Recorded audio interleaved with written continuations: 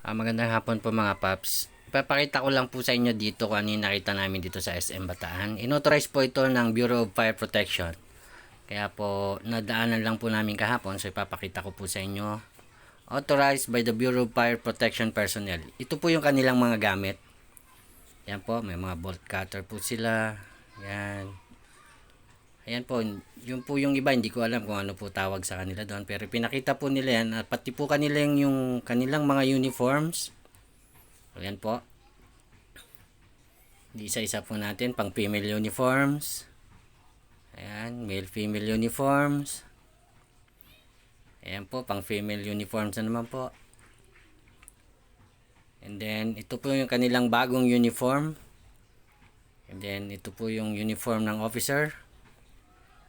At the same time, yung pong mga gamit nila, nandyan din po, pinapakita din po nila. Bilang part po kasi ng kanilang anniversary.